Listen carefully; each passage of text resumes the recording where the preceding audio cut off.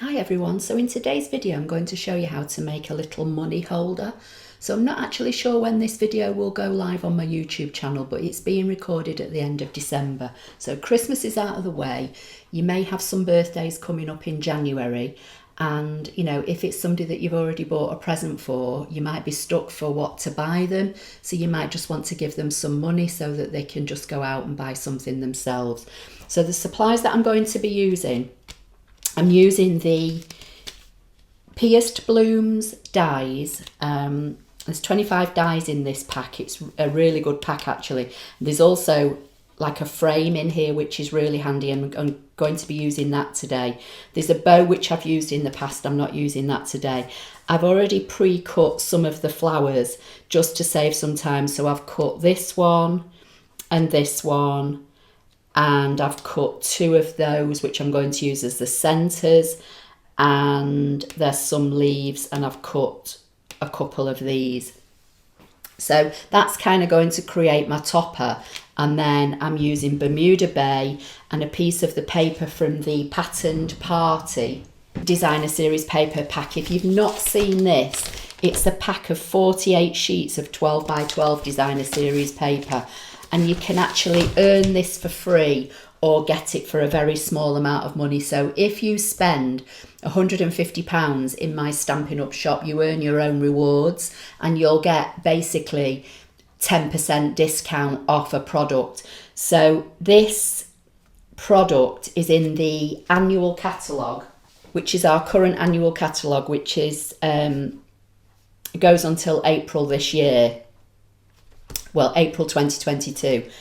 And the Pattern Party paper is on page 171. It's a £29 value of product, but with host rewards you get it for £17. So if you spend £150 in my online shop, you'll get 10% discount to use towards this, which is £15. So you'd have to pay £2. Or if you spend more than £150, then depending on what you spend, you'll be able to claim this pack for free. And I've actually been looking at it to use it over the coming weeks in some projects because it's really lovely paper. You get, I'll just give you a kind of a quick flick through. You get, on one side, it's all colours, and on the reverse side, it's all black and white. So this is one pattern, this is another. You get some stripes, which I'm going to use in another project. This is the one I'm using today. You've got some hearts, which would be great, you know, for anniversaries, birthdays, Valentine. You've got this kind of shell design, some pink kind of like leopardy type print. You've got stripes. It's just absolutely loads. You've got this lovely kind of all over green. There's the blue. This yellow one is the reverse side of what I'm going to be using in another project. It's going to be used in my customer thank you cards. So that may or may not be a video, but the cards or the finished project, the finished product will probably appear on my Instagram. You've got this, which I think is Pool Party. And then, like I say, all the reverse sides, it's not easy to show this, are all different black and white patterns. You've got plaids, stripes, dots, circles, all sorts.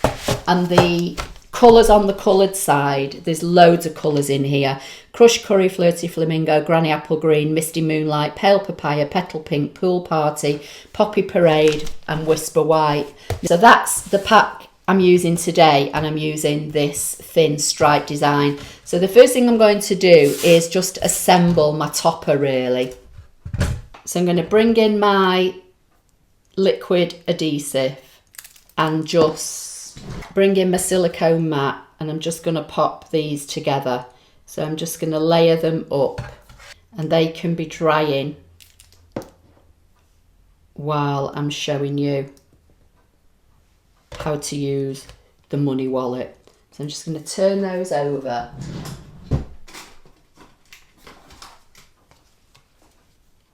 And find some dimensionals. I'm just going to put one dimensional in the middle of each of the flowers. Then I'm going to just pop that one on there, and that one on there, like so. Might kind of have it hanging off a little bit. Then I'm just going to put a little bit of glue on the back of the leaves and kind of tuck them in there, and a little bit of glue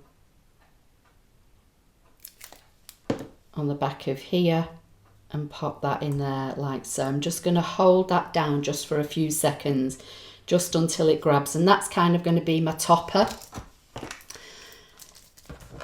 I've also got a new ring light for my craft room, so I'm hoping that the light will be a lot better now. So let me tell you what we've got here. So we've got a piece of designer series paper, which is 6 1/4 inches by 1 7/8, and a piece of Bermuda Bay, which is 6 1/2 by 9 1/4. On the long side, we're going to score it at 3 1/2 and 7 1/8. And just as a reminder, if you don't know what the eighths are, on the Simply scoreboard, that's your, like your 7-inch here, and these are your eighths markings in between up to the eighth, up to 8 inches. And I have actually got a video on my YouTube channel explaining all about eighths and 16ths, and that was using the paper trimmer, so you can always go back and have a look at that. So that's all the scoring there is. So that's just a really nice, simple, easy project. So I'm just going to put this out of the way. So I'm going to bring in my bone folder, and I'm getting used to my new setup. I'm actually standing to craft now. I've changed my craft room round again. I've got my computer, so when I'm doing things for like Canvas Workspace, my computer is in a different part of the building now altogether, and I've moved my craft room round again, and I've got more of like a bench set up. Before, I think I showed you, I changed it last year, and I had the desks running along together. I've made them using the Kallax units that I had. I've put legs on the Kallax units to lift them up, and I've made it more into a big desk area. So I've got this area here where I'm filming. Next to me, I've got a space for the ScanNCut, which I can push back out of the way to give me more room over to the right.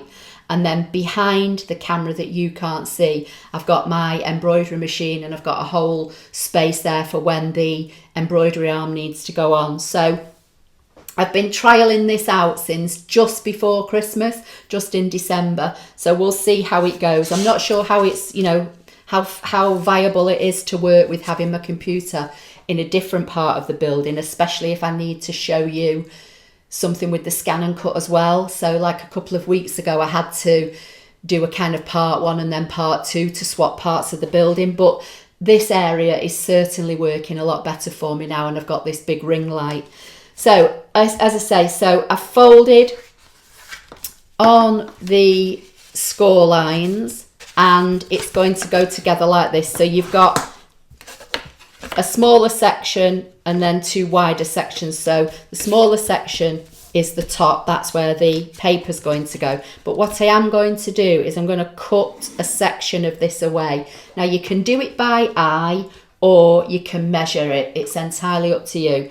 So I'm just going to bring in a pen and a ruler, and just to show you what we're aiming for, this is my prototype, and as you can see, this is where I cut away. And I've not got a £20 note handy, but I did measure one earlier on in December, and this is the size that represents a UK £20 note. Okay, so that's how I work my measurements out for this holder. So trying to remember what I did now. So I came up 1.5 inches, so 1.5 inches, and just put a little mark. And then on this side, 1/2 inch from this flap down. As I say, it's not vital. Do it by eye. Just going to bring in my paper trimmer, and then I'm going to put this into my paper trimmer and cut it from there to there. Got my mark here, which I'm going to put in the track, and I've got my mark here, which I'm going to put in the track, and then I'm just going to hold on to that and cut. And that's just a piece of scrap you can use for something else. So then this is what you've got. So then you just need to add some glue here and here. Now, if you look at this, I've kind of left about a ½ inch on either side. So you could use tape if you want. Obviously, don't use anything that encroaches too much into the side, else you'll not get your money in it. I am just going to use some liquid glue. So I'm just going to apply a tiny little bead just down this side and this side, close to the edge. And then I'm just going to fold it over and just hold on to it for a few seconds until it grabs. You can, you know, burnish it down with your bone folder if you want. Then I'm going to flip it over and I'm going to apply my piece of pattern paper. And for this, you can see on this side, I'm not sure how well you'll see it, but it's just like black with tiny, tiny little white dots. So all the reverse side, as I say, of this paper is all black and white in different patterns, and all the front sides all multicoloured. It really is a lovely pack of paper. So that's going to go on the front. That's my pretend £20 note, which slips in nicely, and obviously because you've cut this away, you'll be able to see when you open it what it is. And then now, just going back to my little topper, you could cut a piece of paper for here if you want, but you know, it's just a money holder. It doesn't need to be anything too elaborate. And I'm going to pop this on here, and I think what I'm going to do, I'm going to stick it down so it kind of hangs off the flap. So I'm just going to put a little bit of glue along the top, and I'm using Seal Plus because it's a nice strong bond adhesive. So that's going to sit like so that when you turn it over, you know, you've not got any glue on the bottom, and then you've got your money inside it. You could add some embellishments if you want to. You could make a belly band to hold it closed, but if you give it a good burnish on the folds, it will probably stay pretty flat, or you could put some ribbon around it. I'm just looking to see if I've got any ribbon that I could wrap around it. I've got some retired crushed curry ribbon, so we could, you know, you could just tie a knot, a loose knot, to make it like a belly band, or you could tie a bow. Let's see if I can do this. Actually, I've got, where are my reverse tweezers?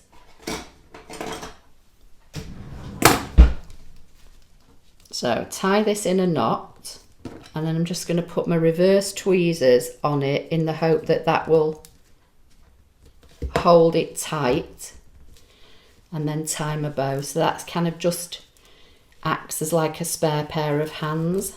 So we'll have a nice bow like so. Bring it in my scissors and just trim those ends. I think I'll just add a couple of rhinestones just to give it a little bit of bling, and then that is my money wallet project. So I've got another project that I'm going to be doing, which is I'm going to be making a gift bag, but using a paper bag. And it's not my idea. I saw it on the internet and I thought, oh, I've got those bags. I've had them years. So I'm going to show you how to, let's just have one of these in the middle. These are our in colour dots, Peel and Stick in colour gems, jewels they're called. 2021 to 2023 in colour jewels. And they just add a little bit of bling, you know, probably not the exact same colour, but it all goes together, our Stampin' Up products. So that's my project, as I say, for today. But the next video, as I say, I'm going to be making a paper bag decoration, which, as I say, wasn't my idea. I saw it on the internet, but it used pre-made bags which were then decorated, and I thought to myself, oh, I've got some of those. I've had them in my stash for years, so I'll show how to make them. So they're just simple little gift ideas. It gets you using your designer series paper, it gets you using your cardstock. We all buy it and then we want to hoard it, don't we?